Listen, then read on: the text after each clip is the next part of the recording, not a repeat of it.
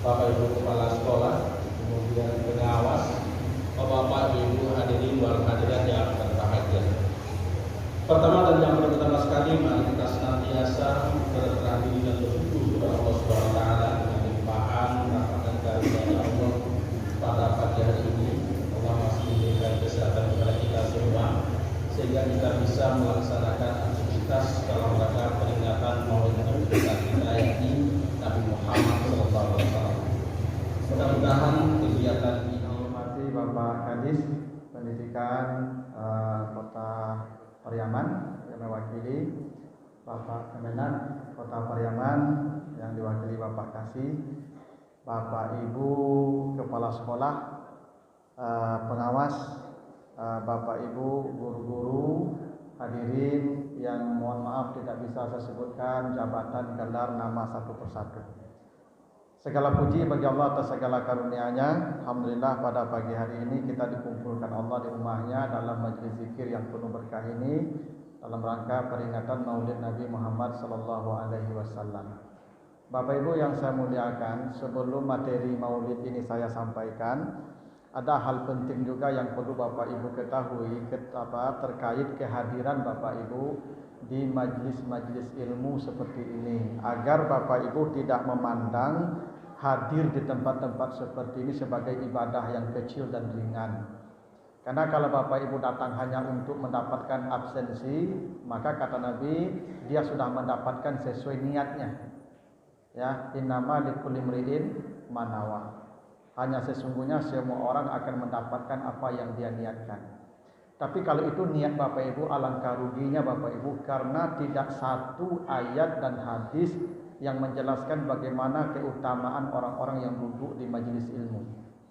Salah satunya hadis dari Abu Hurairah, hadis riwayat Bukhari Muslim. Kata Nabi, "Ma min qaumin yajlisuna majlisan yazkuruna fihi Allah illa haffathumul malaikah wa ghasyiyatuhumur rahmah wa nazalat alaihimus sakinah wa zakarallahu fi man indah." Kata Nabi, tidak ada satu kaum pun yang duduk berkumpul di majlis-majlis ilmu seperti kita sekarang. Mereka mendengarkan ayat-ayat Allah, kecuali ketika mereka duduk itu kata Nabi ada 4 yang mereka dapatkan. 1, haffathumul malaikah, para malaikat memintakan ampun kepada Allah atas dosa-dosa mereka. Hingga ketika mereka pulang keluar dari majlis, wa yunadi munadin minas sama, para malaikat berteriak dari langit. Apa teriakan malaikat? Kumu maghfurin, pulanglah kalian, semua dosa-dosa kalian telah diampuni oleh Allah. Jadi Bapak Ibu yang duduk sekarang semua dosanya diampuni Allah. Kecuali hutang, ya. Kalau hutang kan bisa dengan ceramah lunas, Pak ya. So tiba bapak jangan antuk-antuk, sebab ibu antuk selebu hutang ibu, kok kecil ustaz lalu lunas, hutang dengan ceramah. Ini yang dengan Allah saja Bapak Ibu ya. Semua dosa-dosa kita diampuni oleh Allah. Itu hebatnya duduk di majlis ilmu. Yang kedua kata Nabi, wa ghasyiyatuhumur rahmah, Allah curahkan rahmatnya. Rahmat Allah ini yang mahal Bapak Ibu. Kata Nabi, tidak ada orang masuk surga jika dengan amalnya dia hendak masuk surga. Tidak ada satupun manusia yang akan masuk surga jika dengan amalnya. Tidak ada. Kenapa surga tidak akan bisa diganti dengan amal kita yang kecil dan receh? Kata Nabi, la nasifu ahlil jannati khairum minad dunya wa ma fiha. Jangankan istana di surga, sapu tangan penduduk surga saja lebih baik dari dunia dan isinya. Tidak akan cukup surga kita ganti dengan amal kita yang kecil itu. Bahkan kata Nabi, saya pun tidak akan masuk surga dengan amal saya. Padahal amal Nabi, Aisyah bercerita Bapak Ibu, Nabi kalau salat malam sampai bangkak-bangkak kaki beliau. Bangkak kaki Nabi salat malam, la tas'al an husnihinna wa tulihinna. Jangan kalian tanya lama dan panjangnya Nabi berdiri. Kenapa? Al-Baqarah dan Ali Imran 1 rakaat.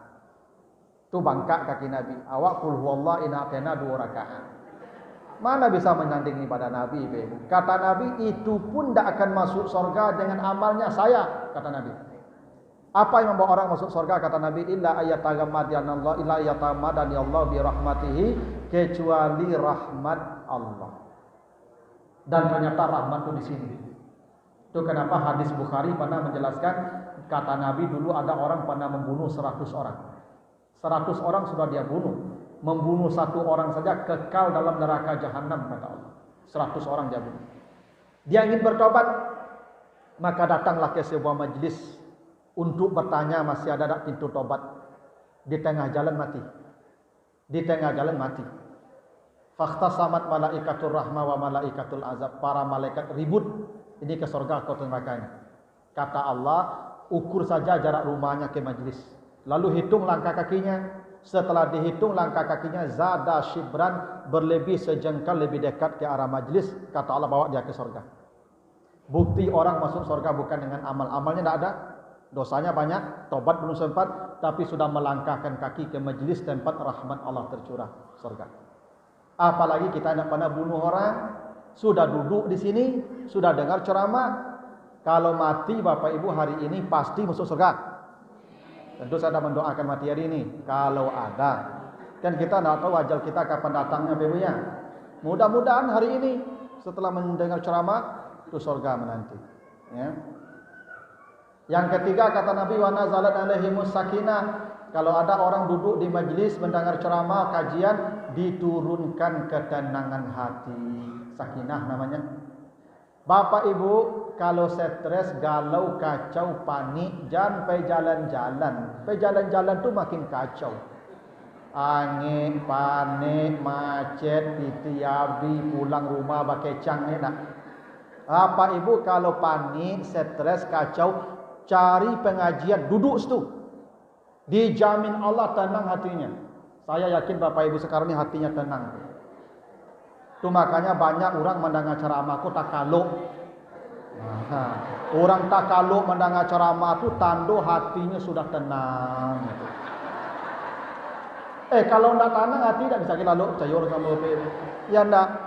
Kalau gelisah dia mau lalu macam. Ada orang di rumah lah mati lampu itu AC lah tadi spring bed lah pakai selimut bolak balik.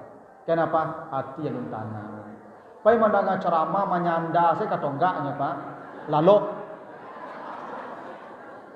makanya apa-apa mendengar khutbah Jumat sampai jam bisa lalu kan? Itu bukti hati tenang. Orang bisa lalu menyanda duduk tu mik sakancang pun duk sadak sadu orang Ibu. Itu orang pilihan tu Pak. Iya. Orang pilihan tu Pak. Dak sadu orang bisa lalu Pak. Itu. Makanya Abu kalau ceramah apa tu takaluk jamaah tu alhamdulillah bukti Allah telah menenangkan hatinya. Ya.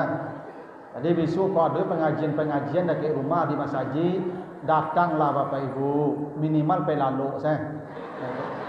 Kalau ceramah kan apa ya lu mendengar gini kan. Ya enggak. Kalau pakai smartphone saya tu ada YouTube situ Pak. Ketik saya ceramah Maulid Nabi 1001. Santiang-santiang dari ambo sekolah kau. Cuma kalau di siku Bapak Ibu calit ceramahnya tak datang ke majlis tak melangkahkan kaki dah yang ngambil tidak dapat lah ampunan, rahmat, sakinah dibanggakan Allah di hadapan para malaikat. Adanya kalau berjalan ke majlis duduk berkumpul di sini. Itu kenapa dalam hadis At-Tirmizi apa kata Nabi? Man ghassala yaumal jum'ah wa bakkara wa batakara wa dana wastama'a wa ansata kana lahu likulli khutwatin yaqtuha ajru sanatin siyamuha wa qiyamuha. Kalau ada orang datang ke majlis taklim capek tibo. Memang kata Nabi wa bakkara capek tibo. Kalau ada orang mendengar ceramah aku kudian tibo bebo. Nyocali-cali orang rumah lu lemburang lai sini. Capek tibo. Lalu wadana mendaki duduk. Kadang ada orang mendengar ceramahku jauh-jauh ke pintu. Ada orang jatuh bebo mendengar ceramahku jauh-jauh siapa? Kata Nabi dah mendaki duduknya itu. Sebab bagus psikologisnya orang kalau mendaki duduk kok tanda serius. Kalau jauh-jauh kan kabagalui bagai, kamota bagai, nak kamen HP bagai, tak itu. Psikologi itu nak. Iya. Ambo kalau maja Pak, ambo calik mahasiswa ko ambo tandai Pak, yang rajin di Mungku dapat B pasti. Sabodo-bodonya B bagi itu. Kalau di Mungku duduk taruh ya. Dan di belakang ada tentu lah tu. Ya dah, walaupun jadi mana. Ya tetapi kan dia masjid kan tidak lo kadang banan di belakang dah Pak Allah. Ya kan, yang pentinglah hadir di majlis. Tapi begitu kata Nabi, mendaki duduk kah? Capek tiba mendaki duduk, sudah tu wastama'a nyodangai elok-elok. Kalau ada orang ceramah di belakang itu. Ibu-ibu banyak kok. Ibu-ibu ko pauta, masya Allah. Ambo kalau berceramah tadi berperhatian tu, yang rajo pauta ko ibu-ibu. Sabana pauta sange. Anta ba'a caro mubeknya. Ya kan penyakit tu tak bisa dubek nampak lupa. Asal duduk berdua nak menggabi kawan nak dulu tu. Apa? Padahal tadi dari rumah ke masjid laba dua laba jalan mota sepanjang nak. Tiba di masjid orang azan tak jauh-jauh azan lo mota. Ya tak? Sudah assalamualaikum orang berzikir ngemota lo balik tak? Orang berceramah ngemota ya tarui. Beko pulang berjalan mota lo balik. Tiba di mongko pagar tagak lu setengah jam lalu mota lo. Entah apa nak mota. La ilaha illallah. Itulah. Itu penyakit ibu-ibu sejak Siti Hawa sampai hari kiamat cucu mota.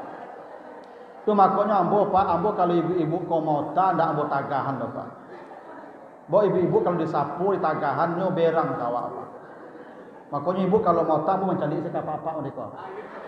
Asal melengah bo ibu tanda mota. Bo ibu ko dak amu dikecen dak amu lah pak. Bo Nabi lama wanti-wanti awak apa dalam hadis Bukhari, istausun nisaa khairan. Kata Nabi, kalau perempuan itu berbuat salah, kau berbuat baiklah kepadanya. Itu perintah Nabi menjelang mati pak di Haji Wada tu khutbah Nabi di Haji Wada salah satu poinnya itu tu. Kalau perempuan itu berbuat salah, berbuat baiklah kepadanya. Jangan salahkan dia.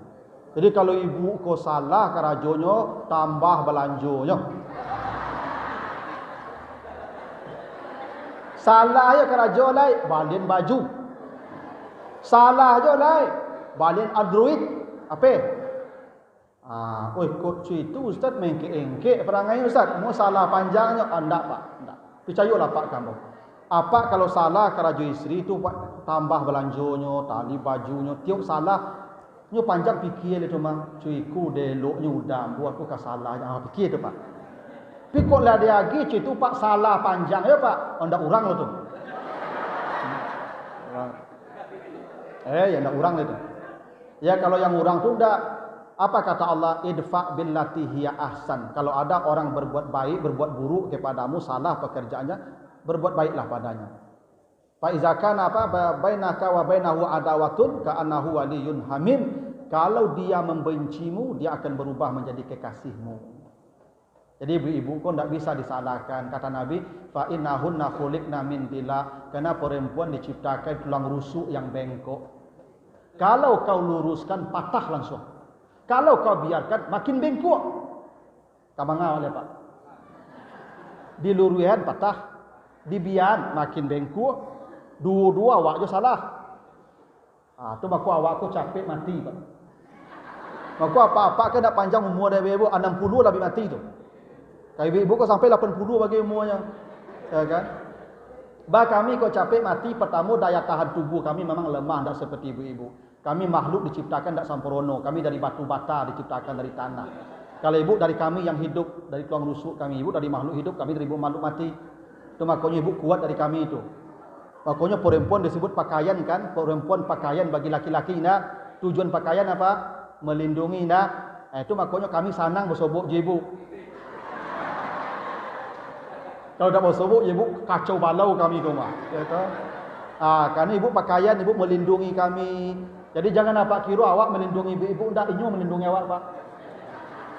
Cik ibu terima mana banyak apa sakit atau ibu-ibu sakit? Apa sakit? Apa kau kalau sakit manjo bu?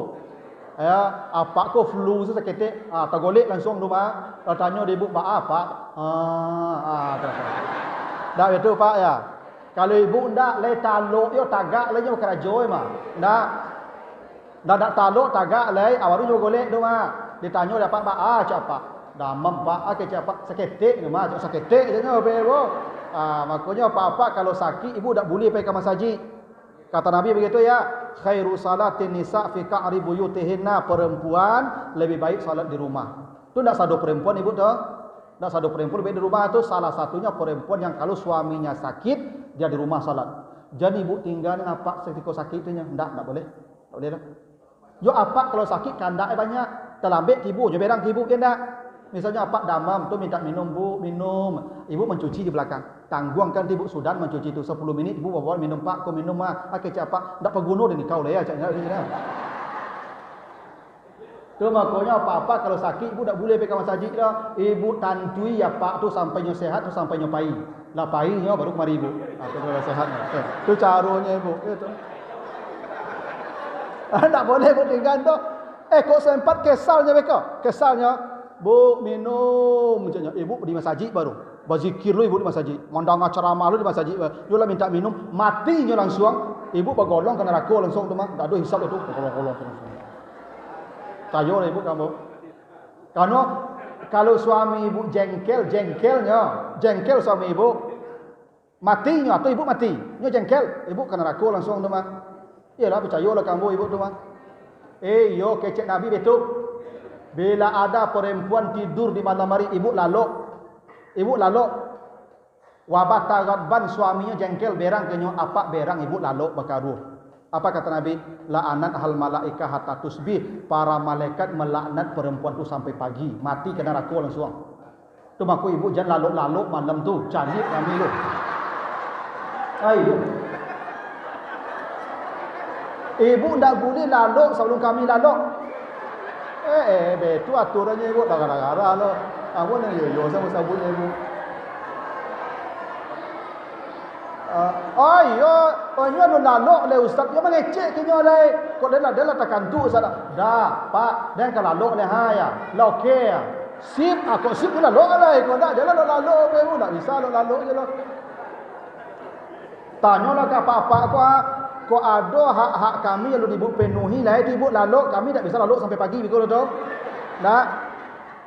Tu makanya ibu kok kalau lalok malam tu cari bantu kami lu.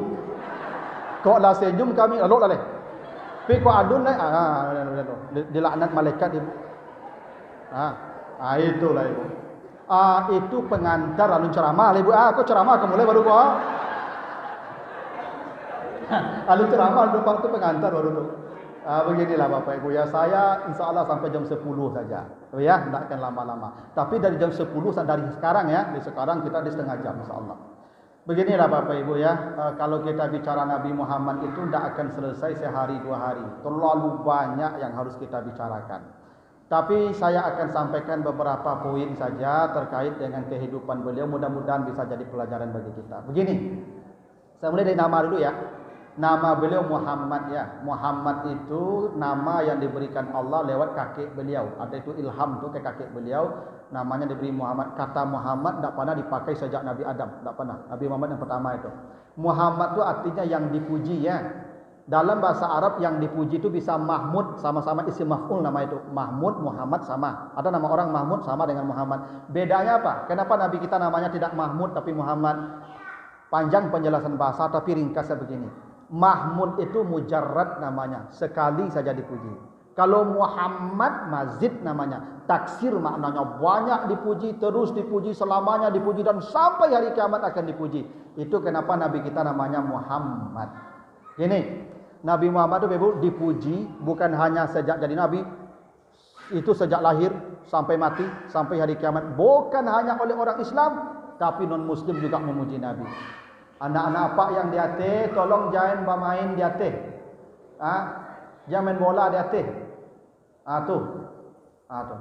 Dah cari induk sorang-sorang. Cari induk balik, main induk awak. Ya. Ambo dia anak-anak ke ibu-ibu main bola apa dia saja dah pada kata-kata. Jadi Bapak Ibu, kenapa Nabi Muhammad disebut Muhammad? Karena memang banyak dipuji, terus dipuji, selamanya dipuji. Ada sebuah riwayat populer, tapi kalau baca kitab-kitab sirah begini. Kan Nabi Muhammad tu waktu lahir tidak diasuh dan disusukan oleh ibunya ya, tapi diasuh oleh Halimah, disusukan oleh Halimah. Ada sebuah cerita populer Bapak Ibu. Jadi Halimah itu datang dari kampungnya Bani Sa'idah. Rombongan tu pergi mencari anak ke Makkah. Jadi orang Arab dulu begitu Ibu. Orang Arab dulu kalau anaknya lahir disusukan orang.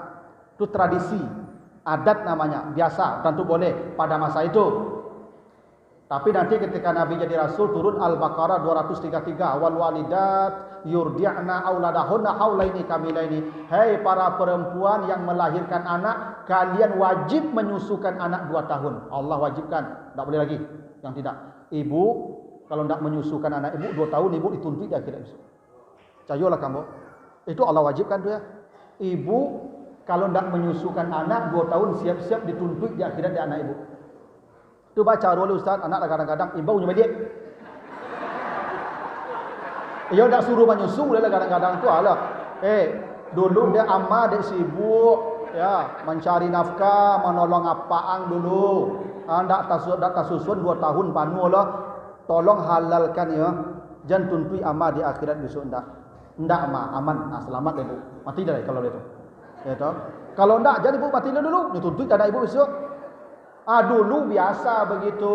Kan ada ibu-ibu sebagian kondisi sibuk baja kan, pagi pulang sore nyopara susunya tu letak di dot, letak di kulkas. Kok dot tu dia ibu nyutuntik ada ibu situ. Saya lah kamu. Ambo dah menakut-nakut nak cubalah kena saya. Ya dah. Maka panggil anak tu dia. Ya dah. Nah, Nabi Muhammad tu biasa disusukan oleh orang-orang Arab itu begitu dulu tradisinya. Datang Halimah ke Makkah. Tiba di Makkah tak lambek, tiba dek kendaraan ko cak lambek lo jalannya. Halimah ko ibu miskin kurang gizi. Anaknya lado jinyo menyusu namanya Hamzah. Ya, anaknya ko dak kanyang menyusu ba ko betu susu ciek berayi yang sebelah kiri, yang sebelah kanan ko kosong, orang kurang gizi betu tu. Ciri ibu kurang gizi susunya kariang. Tu ciri kurang gizi tu. Ya. Ya mungkin ada sebab lain, ya. Tapi kurang gizi begitu tu. Susunya kariang. Maka sampai di Makkah, posobok jo kakek Nabi, bang anak-anak orang lebih dapat anak. Lebih dapat anak. Tinggal Nabi Muhammad usia 7 hari. Dak mau orang ambil Nabi Muhammad anak yatim apa anda dua mak anda dua piti dah. Wak cari piti. Tinggal Nabi Muhammad dah cici seorang dah ke Kaabah tu. Posobok jo kakek Nabi Halimah ko ada cucu ambo ko apaknya dak doi mati nak yatim. Amaknya pun dak dua piti juga. Engkau kau mencari piti banyak mungkin dak dapat lah. Tapi kalau engkau mau mengasuh cucu ambo ko, mudah-mudahan Allah berkahi engkau. Baca itu yudale bada ci anak tinggal ko apaknya dak doi amaknya miskin lah baca itu ko kecik udahnya aye susuan lah dapat. Mudah-mudahan Allah berkahi awak kecik kakek. Udahlah. Dan Halimah Bapak Ibu diceritakan menyusukan Nabi Muhammad yang usia 7 hari ke susu yang kiri yang ada airnya. Apa yang terjadi dalam kitab sirah dijelaskan, Nabi menutup mulutnya rapat-rapat. Itu Halimah heran, bala anak ketek kau ndak mau menyusu. Biasa kan anak bayi itu kan ndak milih itu, susu jawi nyunyui kau tu mak. Tapi kau ndak mau loh Ibu. Maka iseng Halimah diputarkan susu yang kosong. Dibukalah mulut Nabi ketika itu dan Nabi menyusu ke yang kosong. Dan itu mukjizat pertama, kantong susu Halimah itu penuh sejak hari itu. Dan hebatnya Bapak Ibu, selama 2 tahun menyusu dengan Halimah diceritakan tidak pernah Nabi menyusu ke yang kiri, tidak mau, selalu ke yang kanan. Pertanyaannya, Nabi kok tidak mau menyusu ke yang kiri? Karena yang kiri kok punya orang Hamzah, yang kanan tidak ada punya loh. Kok Nabi namu ke kanan tidak punya orang? Tu hebatnya Nabi 7 hari umur Nabi, tidak bisa membedakan punya orang yang punya awak. Kok kadang lah uban tidak beda punya orang punya awak.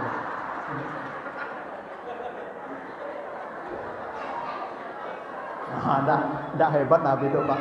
Oh sabana hebat Nabi tu Pak. Pertanyaannya, bakok samulia tu mana perilaku Nabi Ibu? Hebat tu. Gini, jadi jalan hidup Nabi itu tidak kebetulan Pak. Semua disetting Allah jadi pelajaran bagi kita. Coba lihat sejarah dari awal. Bapak dan ibunya itu sosok yang paling saleh pada masanya. Jadi Abdullah tu Ibu tu pemuda paling baik di zamannya.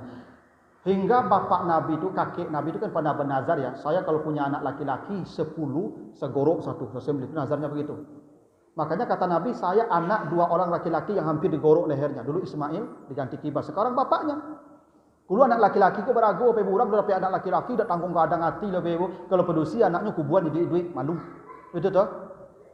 Makanya Ibu kakek Nabi itu ingin laki-laki 10. Dapatlah Abdullah hendak disembelih, orang Makkah menghalangi Bapak Ibu sampai diganti 100 ekor onta. Bakok betu Abdullah tu saleh elok laku Bapak Ibu. Yubana saulah.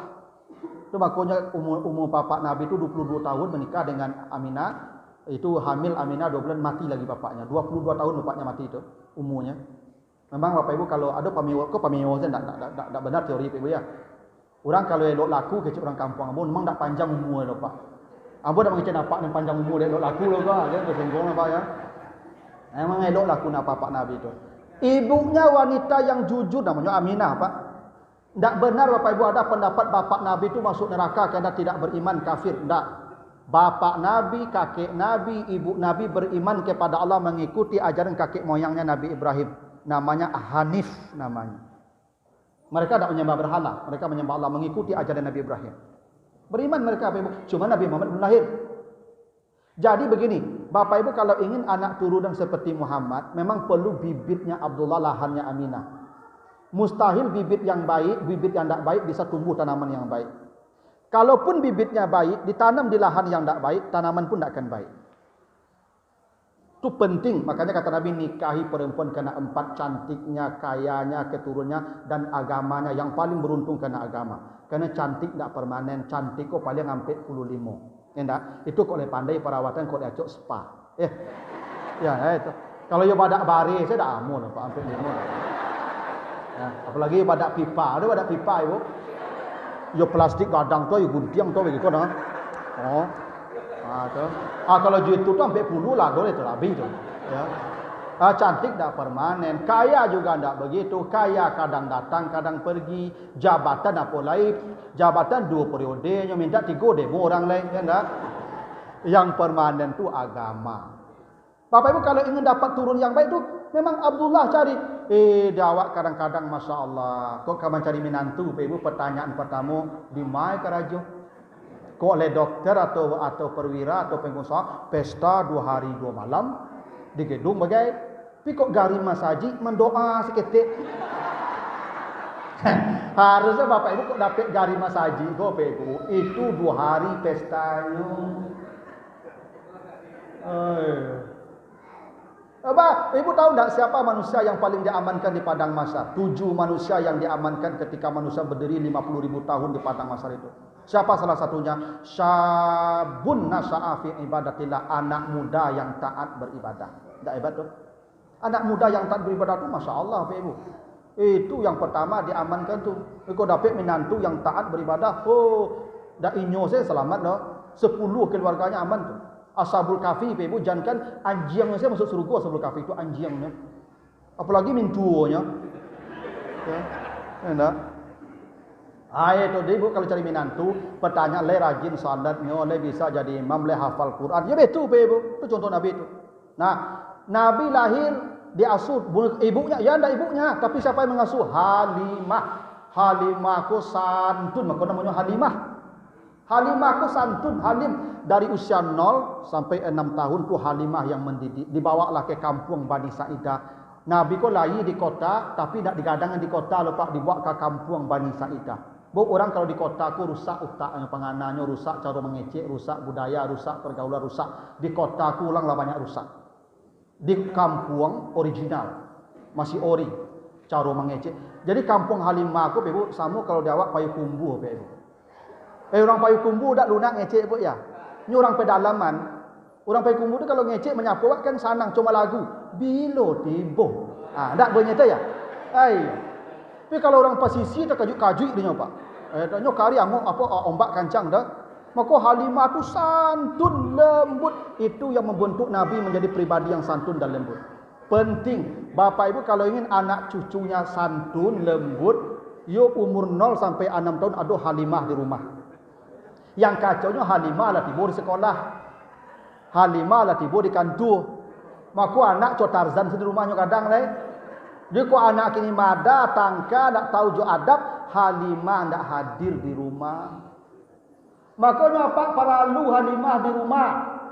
Oh Ibu kerajo Ustaz. Ya carilah Halimah cik lah itu namanya. Ya betul Pak. Ya tu.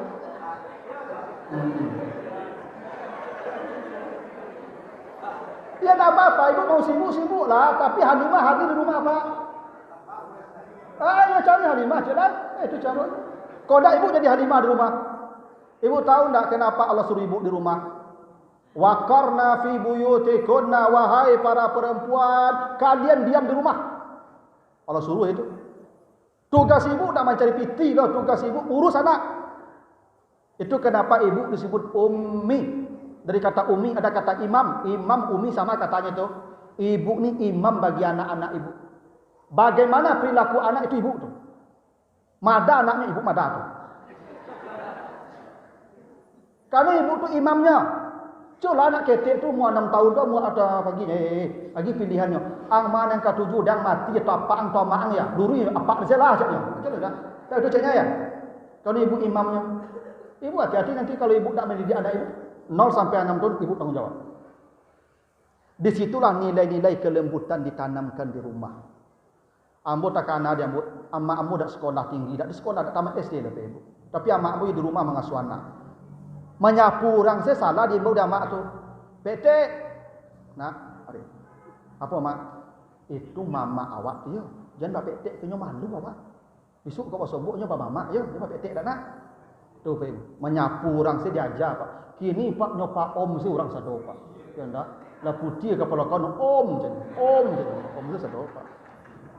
Dek Halimah ada di rumah. Itu penting Bapak Ibu. Bapak Ibu kalau ingin anaknya santun, perlu ada Halimah. Tak jangan harap Bapak Ibu santun. Nah, Waalaikumsalam. Setelah umur 6 tahun, siapa yang mengasuh Nabi? Silakan Pak. Siapa yang mengasuh Nabi?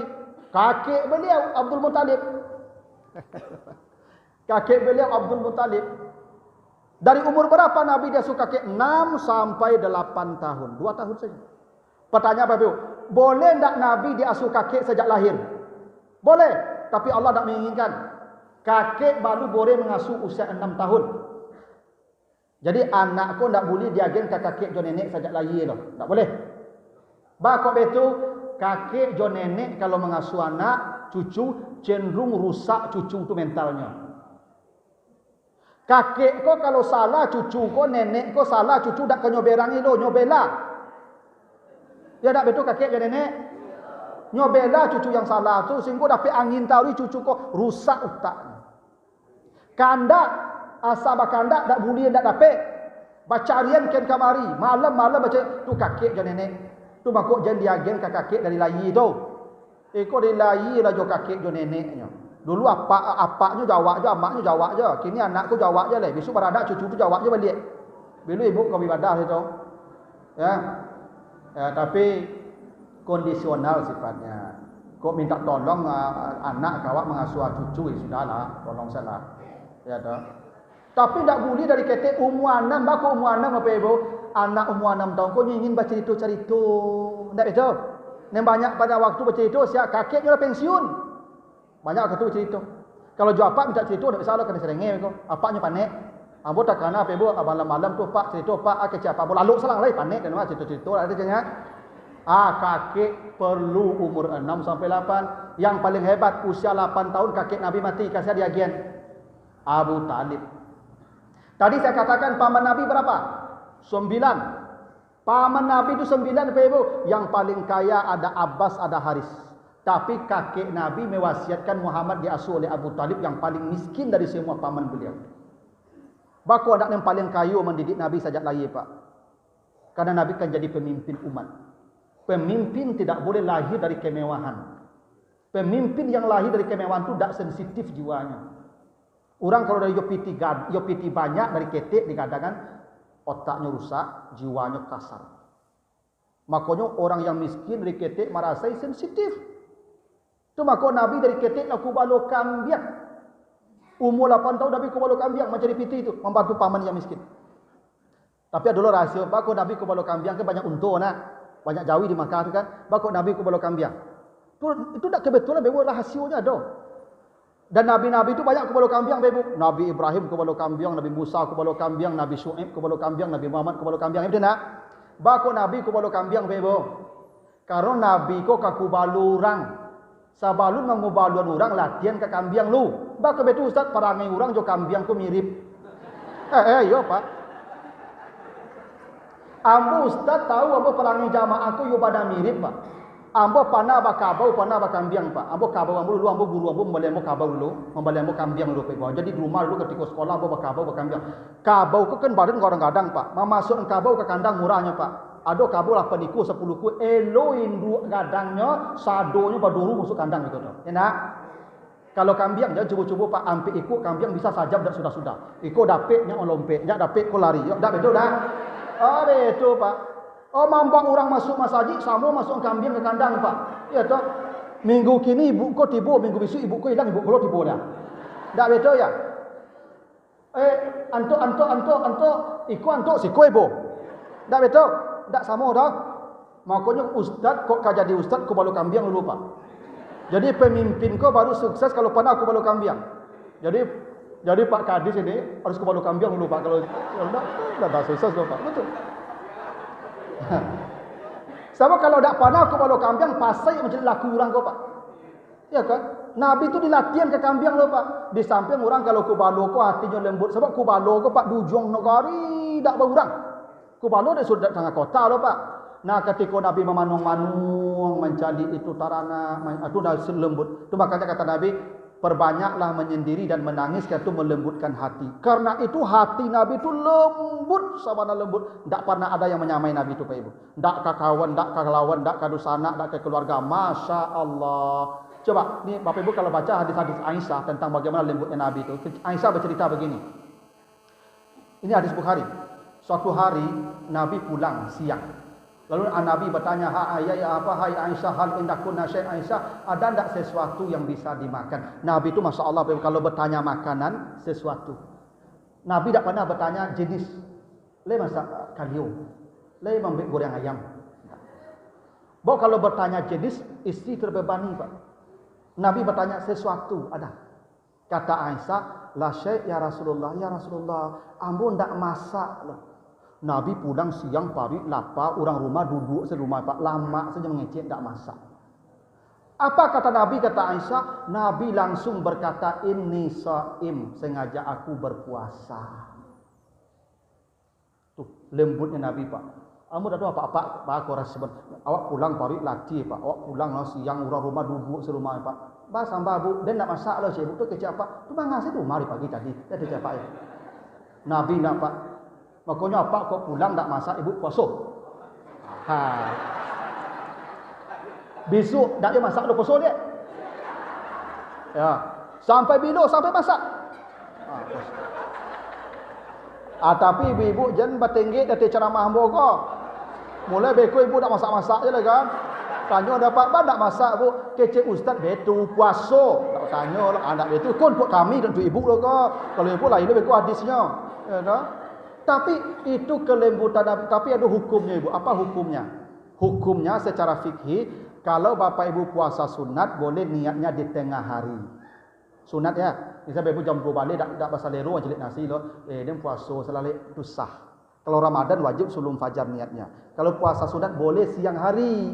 Dengan catatan dari subuh tak makan, tak minum. Tapi kok jam 7 Nabi lontong sepiring, jam 2 baru aku tak ada Pak. Ya dari pagi tak makan, tak minum lagi ha. Ya toh. Itu hukumnya.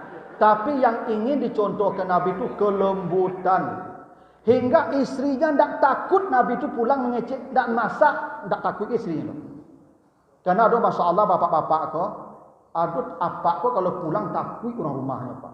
Asal pulang hanya rengeh saya kurang rumah. Ibu kau salah sedihnya. Enggak. Sehingga ada ibu-ibu kau dapat nak pulang apa kau. Ada sebagian ibu-ibu contoh. Misalnya kan ibu telefon, bu, ambo dah pulang 2 hari batu Pak, dinas luar, sujud syukur ibu kau langsung Pak ibu. Bahkan kau tak buka pintu pagar, baca kursi ibu kau. Sangko setan jin pulang mungkin. Tetapi aduh memang apa-apa ku yang menyerengi, anda Nabi tak begitu. Tak masak, ambo puasa. Hebat apa Nabi itu Pak? Lalu kata Aisyah, cerita lagi di hadis yang sama. Besok Nabi pulang lagi siang. Aku berkata kepada beliau, ya Rasulullah, kad uhdiya ilayya his. Saya tadi dikasih orang his itu makanan. Kau jawab sama martabak Mesir lah. Kata Aisyah, saya tunggu engkau makan dari pagi. Saya tunggu engkau makan dari pagi ini. Kata Nabi, ayo makan. Makan Nabi Pak. Setelah makan baru Aisyah tahu kalau Nabi puasa. Masalah Pak. Nabi sedang puasa, beliau batalkan puasa beliau karena istri beliau berkata, saya tunggu engkau makan. Ini jadi hukum. Apa hukumnya? Bapak ibu kalau puasa sunat diundang orang makan siang, makan. Itu hukum. Misalnya bu puasa Senin kau, jam 1 Pak, bu ambo mengundang makan ke rumah mandua, makan. Jangan ngecek makan. Kalau makan ibu makan apa? 3 pahalanya, pahala puasa tetap. pahala memenuhi undangan wajib lebih kadang berpuasa le. Parui bakilik pulang. Tak. No, kalau beribadah ju ilmu ko rajak pak. Tak. Tapi kalau ibu kecian, de pak den puasa, mohon maaf yo abi pahala puasa langsung. Allah sebut begitu. La tubtilu sadaqatikum bil manni. Jangan kau menghapus pahalamu dengan menceritakan amal kau. Makan. Itu secara hukum. Tapi yang dicontohkan Nabi apa? Kenapa Nabi makan kalau sedang puasa? Ini puasa sunat ibu ada puasa wajib bukan? Ajar Ramadan besok setengah hari. Kecil ibu pak makan doa lain. Oh ya jadilah hendak besok tu. Ini puasa sunat aku ha. Nabi kok makan ketika diajak isteri makan tadi. Padahal Nabi puasa karena isteri beliau sudah menunggu dari pagi. Dan Nabi tidak ingin mengecewakan hati istrinya. Cobalah ibu-ibu lama tunggu apa makan dari pagi itu siang pulang apa makan doa lailah akeh siapa dia puasa siapa akeh ibu tahu cukup jangan makan di pagi tu dah kecewa ya dah kecewa ibu ya. Nabi Bapak Ibu ingin kasih sinyal pesan. Apa pesan yang nak disampaikan Nabi ke kita? Membahagiakan hati istri itu lebih besar pahalanya dari puasa. Akeh ibu-ibu cocok.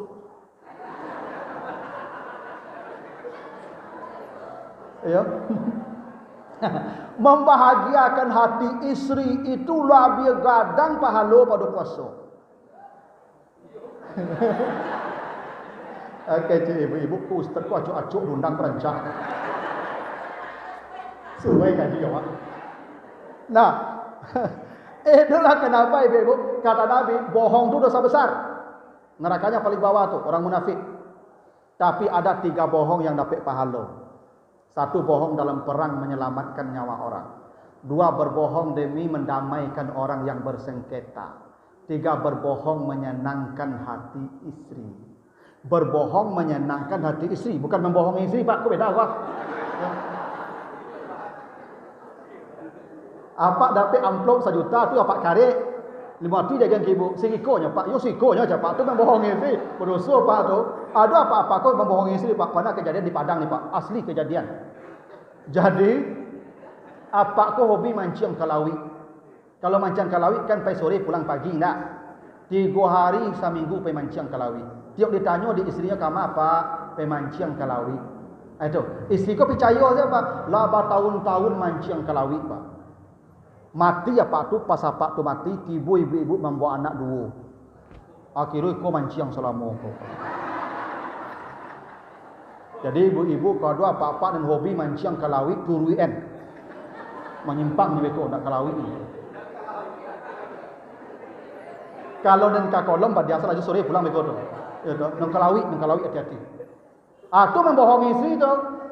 Berbohong menyenangkan hati istri. Bah contoh Ustaz misalnya kuat, ibu masak. Masak ibu kon tata puap rasanya ambil rasu ambak. Ini ibu kan kalau masaknya bertanya kau tu pak. Bapak le lama. Hanya betul tu mak minta dipuji tu. Ya, le lama pak. Jangan jujur pak. Lama aku nyutong giang be kau pak kalau itu gawenya. Jangan jujur. Kalau bertanya ibu, bapak le lama pak. Ibu dari dulu kok masak tak pernah berubah rasanya. Tu bapak halo tu pak. Walaupun awak berduto tu. Itu berbohong menyenangkan hati istri. Itu pak. Lembutnya Nabi ke istri pak. Yo sabar lembut. Masya Allah. Ini ibu Aisyah paling banyak cerita pak ibu. Kata Aisyah. Ini hadis Sahih Bukhari ni ibu ya. Iza akala ahadukum falayam sayadahu qabla yulika yulaka. Kalau kau makan jangan cuci tangan. Jangan mencuci tangan kalau makan sebelum dijilat atau dijilat orang. Itu hadis Sahih itu. Dijilit orang tu pak. Bertanyalah ke Aisyah. Aisyah, kok Nabi mengecek jangan cuci tangan sebelum dijilit atau dijilit orang. Dijilit orang tu apa kasih itu? Kata Aisyah, ambo kalau makan dengan beliau, saya istri beliau kalau makan dengan Nabi, sering tangan saya dijilat beliau. Lepas nampak di rumah situ.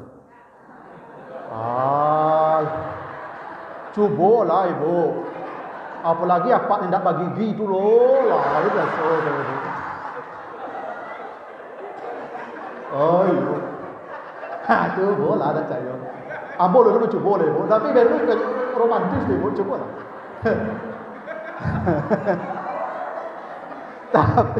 Tapi ibu-ibu dalam cucu, kok kan digelek tangan, dia apa di rumah sudah makan, jangan nampak di cucu. Kok nampak di cucu, ke cucu meninggal perangai enggak je. Nak kalamo enggak kalau kau ada. Awak berdua saja. Begitu lembutnya Nabi dengan istri, menjilik tangan orang rumah tu. Masya Allah. Tak ada suami yang begitu. Kata Aisyah, itu hadis Bukhari dia. Nabi itu kalau pergi ke masjid, itu berwuduk di rumah. Nabi tak pernah wuduk di masjid itu. Di rumah berwuduk. Ya, sunat Nabi. Maka Nabi masuk masjid langsung salat sunat. Selesai berwuduk, Nabi kata Aisyah, yuqabbilu baina nisa'ihi, mencium kening istrinya, baru berangkat ke masjid dan tidak mengulang wuduknya. Hukumnya tidak membatalkan wuduk, mencium atau bahkan memegang istrinya. Tapi yang dicontohkan Nabi itu begitu lembutnya. Kalau kapai keluar rumah, cium kening istri dulu. Lepas ibu itu. Tapi apa aja tiba-tiba besok baku mendadak sore kan. Tahu wuduk kening ibu kan. Sudah wuduk langsung ambil kanyang ibu kan. Sunnah Nabi ya. Apa ibu dah mendengar ceramah loh Pak. Kecil ibu ayo dah kalamu apa lagi kau saya itu. Lah banyak memang ganji-ganji ya Pak. Tapi memang itu sunnah Nabi itu Pak. Tapi ibu-ibu kalau cipika-cipiki dengan apa di rumah jangan dibungkuk pagar. Kadang ada orang lebay Pak. Ya lebay itu dibungkuk pagar, cium tangan, cipika-cipiki, kasihan jando sahabatlah. Ibu hatinya macam ni.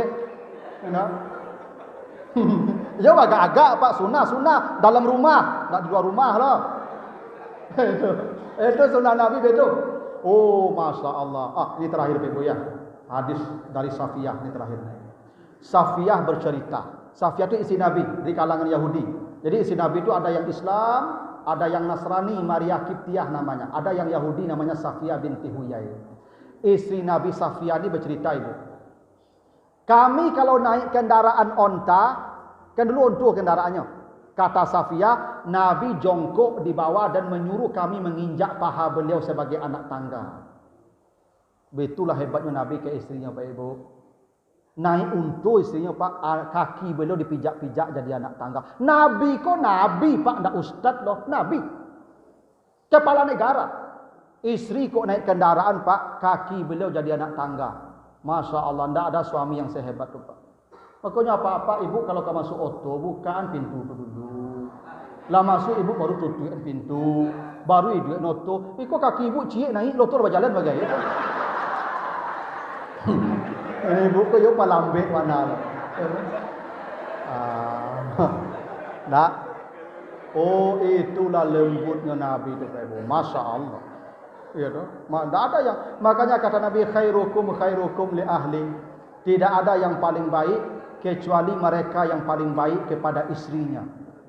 Dan saya kata Nabi suami yang paling baik kepada istri saya. Bahkan Aisyah itu bercerita, kami tidak pernah sekalipun disuruh Nabi menjahit baju beliau yang sobek atau sandal beliau yang sobek.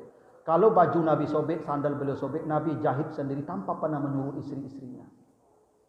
Itu istri cieknya Pak. Nabi 7 istrinya. Wah cieknya Pak, buah baju tangga boncieknya ke ibu tu. Apa besok kalau apa jahit surang lah je. Nah. Ya kecil ibu. Ya tapi ibu jangan beko salah paham loh. Beko apa minta tolong Bu, tolonglah Bu. Nabi berkerajo surang saya tak ada minta tolong loh, ada itu loh tu. Ya untuk Nabi adalah hadisnya, untuk apa ibu adalah hadis Aisyah. Apa kata Nabi? Perempuan itu kalau ingin masuk surga dia cukup punya 3 amal. Iza salat khamsaha. Datang waktu salatnya salat. Tak berjamaah ke masjid. Tak antilah semayang di rumah saya surang. Wasamat sahraha. Datang Ramadannya puasa-puasa. Ustaz, iyo tak tarawih. Tak anti menapi saya di rumah malam-malam. Tapi kata Aisyah. Wa ta'at zaujaha. Tapi dia patuh kepada perintah suaminya. Selama itu suaminya hidup patuh sepatuh-patuhnya. Dakhalat al-jannah. Masuk surga langsung. Itu aku ibu asal disuruh apa? Bagage.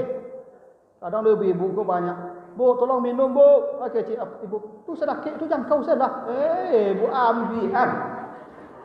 Kamu masuk surga ibu nak. Makanya ibu-ibu kan kalau ada kami menyuruh jangan menjawab-jawab. Tidak boleh menjawab. Asal menjawab ibu habis. Ibu masuk surga besok kan dibawa ke kami nak. Baca surat Al-Isra 71. Yaumana da'ukul la unasin bi imamihim. Semua orang dipanggil masuk surga dengan imamnya. Ibu, imam ibu siapa? Suami ibu. Ibu nanti masuk surga nama apa? Dibawa apa fulan dan nyonya. Itu caranya masuk rumah. Masuk surga Firdaus pintu ampik. Ibu sanang bana masuk surga jo kami. Ya. Tu makuk jam melawan. Kalau melawan, besok ampun dibawa ke surga apa? Dibawa ke surga apa fulan masuk surga loi. Kecap malaikat. Cik ibu pak, ambo ba. Cik apa? Kau pahlawan. Alah. Selesai ya Allah. Aurus surang. Alah. Betul lah dulu Bapak Ibu ya. Mudah-mudahan dah manfaatnya. Lebih kurang mohon maaf ya. Tadi ada kuis kecil Papa Nitya 5. Enggak ada kuis 5. Ya. Dan terakhir kok aku lagi 4 kecil apa ya. 5 apa Ibu ya? 5 hadiah. Saya enggak tahu nih pertanyaannya. Tapi supaya capek pertanyaannya murah-murah sajalah Pak Ibu. Ya toh. Kalau belum pertanyaan kenapa? Kenapa itu sehalaman beko cuma jadi mau pulang ke Padang beko loh. Siapa sajalah ya. Gini Bapak Ibu ya. Cobalah Bapak Ibu nih ya. Yang mana hadiahnya nih Pak Panitia? Oh nanti Pak Panitia yang nyerahkan hadiahnya ya. Baik. Iya ada hadiah. Yang mana hadiahnya Pak? Yang ini. Yang mana? Iya ada kuis. Iya. Oke. 5 ya. 5. Baik. Aku kan bebas Bapak Ibu kan? Terserah ya. Baik.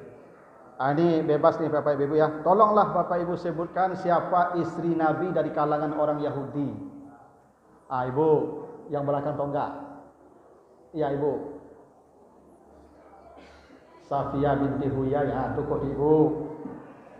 Ya, kod ambil ya. Yang kedua. Ada apa-apa lah. Okey lah, ada apa-apa lah. Untuk apa-apa, berapa tahun Nabi diasuh Halimah? Apa?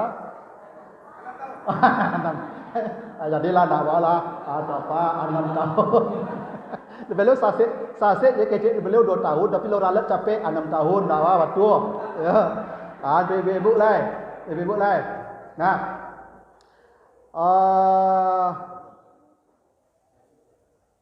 Okeylah. Pertanyaannya begini.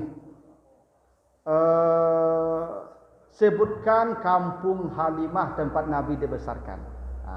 Ibu. Bani Sa'ad atau Bani Sa'idah. Bagus, boleh. Lah untuk apa-apa lah. Untuk apa lah. Sebutkan paman Nabi yang paling kaya. Paman Nabi yang paling kaya. Apa? Haris. Hanya 2 ya. Ada Abbas ya, ada Haris ya. Kau apa? Lah terakhir untuk ibu-ibu lah. Untuk ibu-ibu lah. Okey. Ibu ya. Ginilah. Siapa istri Nabi dari orang Nasrani? Tadi Yahudi. Nasrani naik. Ibu Maria Kiptiah anak kod ibu. Itulah. Terima kasih Bapak Ibu ya. Mohon maaf jika ada yang kurang berkenan karena keterbatasan waktu tidak bisa saya berlama-lama. Ya lain waktu kalau ada kesempatan kita sambung. Subhanakallahumma wa bihamdika asyhadu an la ilaha illa anta astaghfiruka wa atubu ilaika. Wassalamualaikum warahmatullahi wabarakatuh.